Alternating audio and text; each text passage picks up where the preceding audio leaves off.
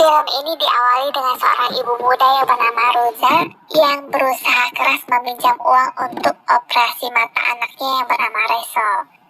Kebetulan dia adalah single mom karena suaminya sudah meninggal, dan tak berapa lama seorang pria bernama Wichai mengaku adalah teman dari ayahnya mampir dan memintanya untuk kembali ke Thailand berhubung ayahnya telah meninggal. Malamnya Rosa terbangun karena mendengar suara batuk yang dia pikir anaknya, tapi rambut putih itu sudah pasti menandakan orang lain. Samar-samar wajah sosok itu terlihat seperti nenek-nenek sambil berkata, "Jangan kembali," yang ternyata hanyalah mimpi. Kenyataannya Rosa sudah sampai di Chiang Mai bersama anaknya.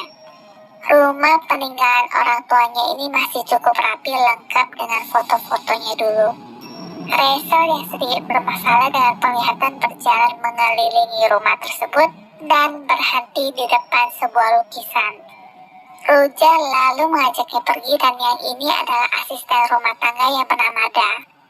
Sementara Da akan menjaga Rachel di saat Rosa diajak pergi ke studio oleh Wichai. Hujan turun deras waktu itu, ditambah letak studio sendiri berada di luar bangunan rumah. Di sana Rosa ditunjukkan lukisan yang berjudul Portrait of a Beauty. Lukisan itu awalnya terlihat biasa saja, tapi seekor ular yang di bahu wanita itu seakan bisa muncul lebih jelas di mata Rosa. Lukisan itu adalah salah satu karya ayahnya yang sudah berusia 20 tahun. Awalnya lukisan itu sudah terjual cukup mahal, tapi kembali lagi ke studio karena sebuah kisah yang memilukan di mana sang pemilik membantai seluruh keluarganya lalu mengakhiri hidup. Sebelumnya, sang pemilik meninggalkan sebuah pesan di depan lukisan tersebut yang tertulis, "Aku kembalikan kamu ke orang yang membuatmu." Lukisan kedua tidak untuk dijual, tapi sekarang ada yang menawar kedua lukisan tersebut. Jadi intinya, Wichai ingin meminta persetujuan untuk menjual lukisan-lukisan itu. Tapi sesungguhnya ada kisah yang tidak kalah sedihnya di mana ayah Rosa sendiri juga ternyata mengakhiri hidup di ruangan itu, tepatnya tergantung di atas sana. Singkat cerita, Rosa setuju menjual lukisan itu dan sebelumnya akan dibawa untuk perbaikan karena ada sedikit keretakan. Tidak hanya lukisan, tapi rumah itu juga rencananya akan dijual. Di kamar Rachel, Da menanyakan tahukah dia sebab neneknya meninggal, yang dijawab karena sakit kanker, yang padahal semua orang tahu neneknya juga mengakhiri hidup dengan cara yang sama dengan kakeknya. Sewaktu anak ini sedang melihat keluar, sebuah kain merah melilit ke lehernya yang dia pikir Da yang memberikannya. Da sendiri terheran-heran dari mana Rachel bisa mendapatkan kain itu yang kemudian dilepaskannya dengan alasan akan dicuci dahulu.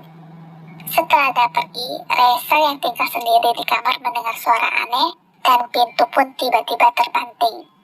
Dia kemudian membuka pintu dan berjalan ke arah sebuah pintu lainnya yang terlihat seperti ada kain putih yang terjepit.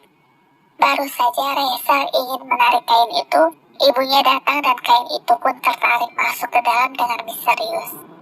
Malamnya, Da diam-diam mengikatkan kain merah itu di sebuah rumah dan angin pun bertiup kencang seakan merespon marah.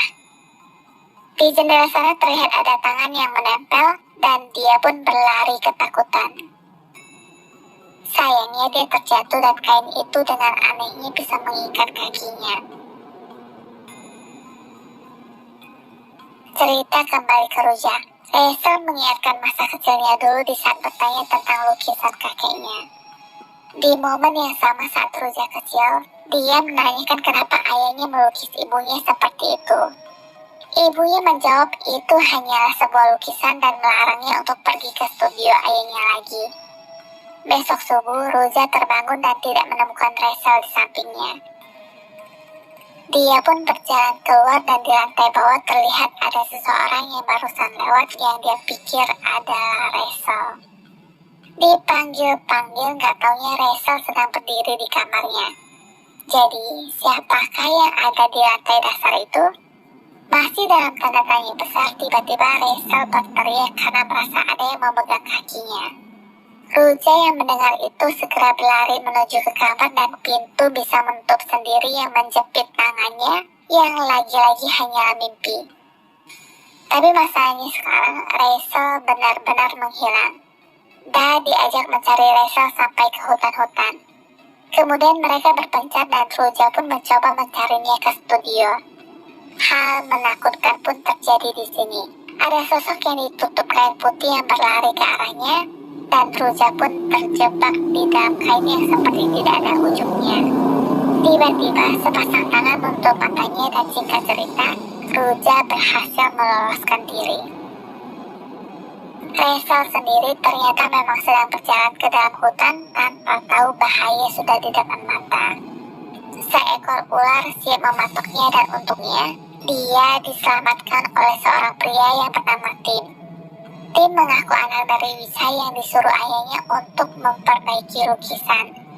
Ruja belum selesai dengan anaknya dan memarahinya yang sudah keluyuran sendiri, tapi Reza berkata dia tidak sendiri melainkan bersama seorang wanita yang memakai syal merah. Setelah berbincang-bincang sebentar, Tim lalu ke studio untuk melihat lukisan tersebut.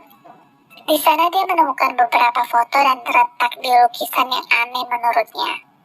Setelah itu dia pun segera memanggil Ruja untuk melihatnya sendiri, dan di saat Tim merobek sedikit di bagian gelembung lukisan, ternyata ada lukisan mata di sana yang seakan melirik ke perempuan dalam lukisan tersebut. Ruja yang berjalan sambil melihat ke arah mata perempuan dalam lukisan itu seakan merasa mata itu bisa bergerak menatapnya.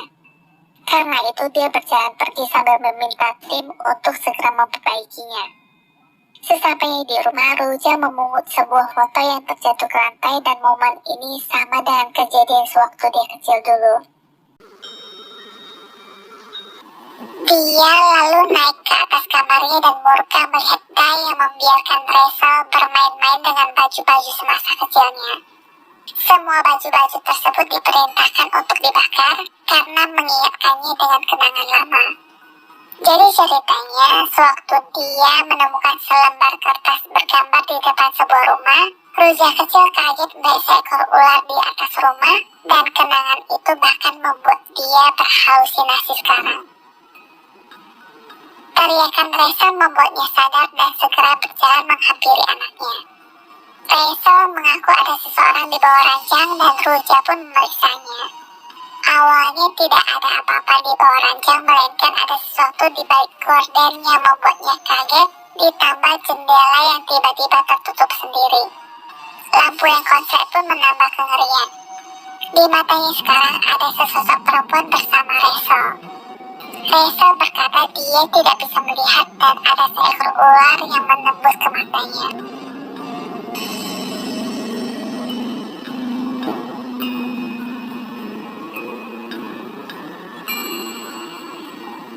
Sewaktu Ruja ingin mendekati anaknya, sebuah kain melilit dan menahannya di pintu lemari.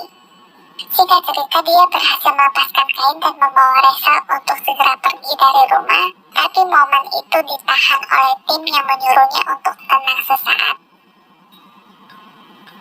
Tim lalu memberikan gelang kaki kepada Rachel yang katanya sebagai jimat pelindung. Setelah hujan berhenti, Ruja ingin segera pergi dan berpamitan dengan Tim di depan studio, tapi Tim memintanya untuk melihat dulu lukisan yang sudah diperbaiki. Awalnya Ruja menolak, tapi karena Tim memintanya berkali-kali, akhirnya dia pun setuju.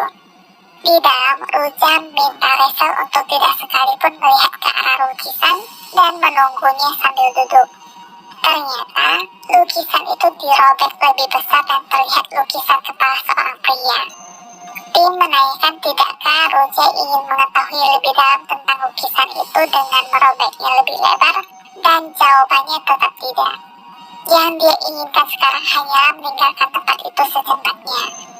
Di pertengahan jalan, mobil tiba-tiba mogok. Rachel yang melihat keluar seperti mendapati seseorang yang berdiri tak jauh dari sana, yang entah siapa. Sosok itu menghilang dan tiba-tiba muncul yang sangat dekat dengannya, lalu memecahkan kaca jendela mobil. Seketika Rachel pun dibawa pergi. Dengan panik mereka mencarinya di hutan dan beruntungnya Lonceng pada gelang kakinya berbunyi yang sedikit memudahkan pencarian. Ruja dan tim berpisah sekarang. Reza sudah melihat ibunya dan memanggilnya, tapi dia ditahan oleh seseorang yang tak lain adalah Da. Ruja sendiri merasa ada suara aneh dari atas dan tiba-tiba kakinya sudah dilingkar dengan kain merah yang langsung menyeretnya. Di pertengahan, tarikan itu berhenti dan Ruja langsung menuju ke sebuah rumah karena mendengar suara anaknya yang berasal dari sana. Sedangkan tim masih mencoba mencari keberadaan Reza dengan mendengar lonceng kakinya. Anehnya di rumah itu ada sebuah lukisan yang tiba-tiba muncul dan Ruja terus mendengar suara anaknya yang memanggilnya. Singkat cerita, akhirnya Reza ditemukan yang dibawa oleh Da, tapi Da bersiap untuk mendorongnya ke sebuah lubang. Da menangis dan berkata dia tidak ada pilihan karena jika tidak, hantu itu tidak akan membiarkannya hidup tenang. Ruja memohon agar Da melepaskan anaknya, tapi Da malah menyuruh Ruja untuk melompat sebagai gantinya. Jadi ceritanya di malam sewaktu kaki Da kelilit kain merah, hantu itu sudah bersiap melenyapkannya, tapi Da memohon agar jangan melakukan itu, dan sebagai gantinya, dia akan melakukan apa saja. Hantu itu memintanya untuk melenyapkan mereka semua. Da sudah menjadi tidak waras dan menuruti semua keinginan hantu tersebut. Beruntungnya tim datang tepat waktu dan memukulnya yang akhirnya Dala yang nyungsep ke dalam lubang. Mereka lalu kembali ke studio dan Ruja berencana untuk menghancurkan lukisan itu yang ditahan oleh tim. Lampu konslet dan sekarang Reza yang kerasukan. Dia berkata, apa kau pikir dengan menghancurkan lukisan itu bisa menolongku? Ruja masih belum sadar dan menanyakan apa yang barusan anaknya katakan yang lalu diperjelas oleh sosok itu, aku bukanlah putrimu. Karena kau dan keluarga setanmu, aku jadi seperti ini.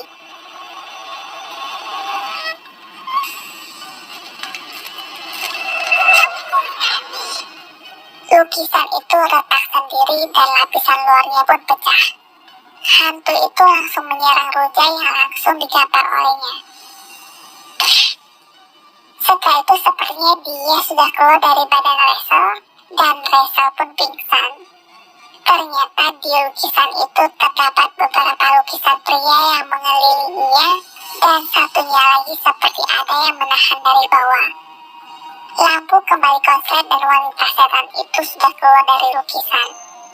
Dia muncul lagi yang terlihat seperti diikat di atas, lalu muncul lagi di belakang tim.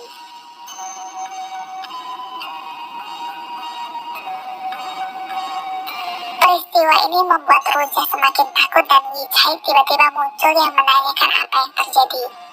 Perempuan itu sudah kembali ke lukisan dan Ruja memohon agar Wijai membantunya untuk segera pergi dari tempat itu.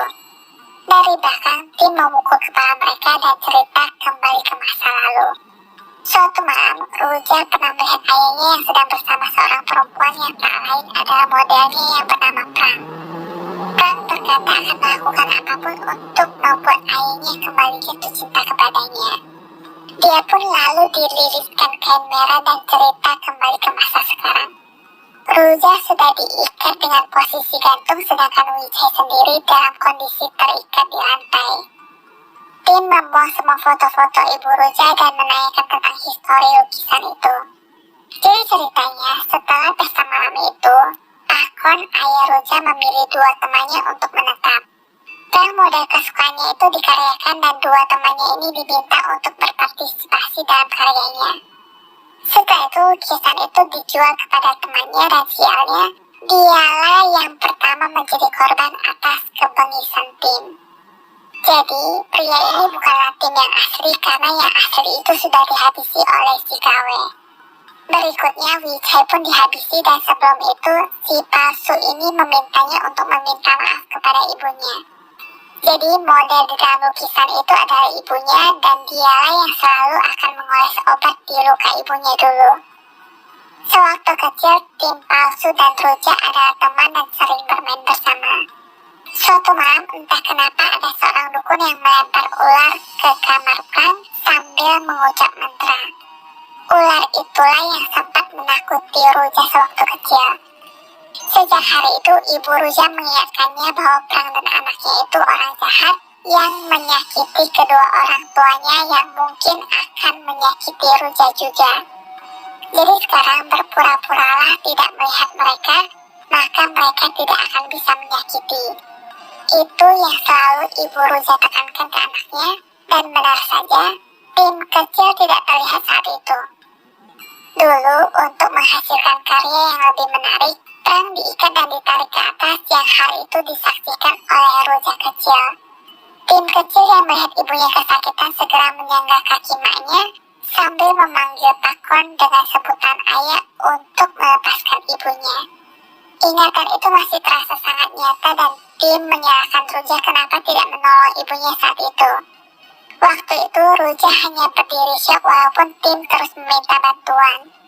Ruja yang sudah dicuci otaknya terus meyakini diri sendiri bahwa dia tidak melihat mereka, maka semua itu tidak akan menyakitinya.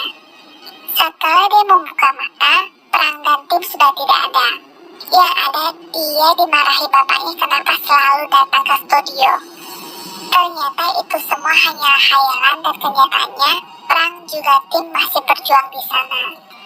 Ibu Ruja lalu datang dan menanyakan apa yang terjadi, tapi setelah melihat mereka, dia langsung membawa Ruja pergi. Itulah yang membuat tim menyimpan dendam sampai saat ini. Yang lebih tidak bisa dimaafkan adalah mereka dibuang ke dalam lubang oleh Wicai dan Da. Lukisan anak kecil itu adalah lukisan yang tidak terselesaikan yang dilukis oleh tim, dan sekarang dia tidak lagi tertarik dengan wajah Ruja melainkan anaknya. Ruja hanya bisa memohon agar tidak menyakiti anaknya, tapi yang tim inginkan adalah membalaskan apa yang sudah keluarga Ruja lakukan kepada dia dan ibunya. Baru saja tim akan memulai melakukan hal buruk, tangannya kegigit ular. Ular itu ternyata ular yang ditaruh di dalam kotak yang memang sudah direncanakan. Yang dia takutkan tim asli akan menghapus kebenaran di dalam lukisan itu, dan ini semua sebenarnya dilakukan untuk Prang. Tapi siapa sangka malah kena ke anaknya sekarang. Selagi tim berfokus dengan ular tersebut, Ruja mengambil kesempatan untuk melepaskan ikatan dan berhasil. Peluru sudah habis dan tim langsung menyerangnya. Ruja melakukan perlawanan dengan menusuk kakinya dan tim masih belum mau menyerah. Dia mencoba menyerang Ruja dan apesnya, matanya tersiram cairan kimia. Singkat cerita, dia pun tumbang setelah dilempar botol. Ruja mengingat perkataan ibunya dan menyalakan api yang seketika membakar habis semua studio tersebut. Dia lalu membawa anaknya pergi dan di dalam mobil, Ruja mengingatkan anaknya bahwa mereka hanya mempunyai satu sama lain sekarang. Jadi apapun yang terjadi, ibunya akan selalu melindunginya. 1 bulan sebelumnya, ayahnya Pakon tergantung di atas secara misterius oleh kain merah dari lukisan itu.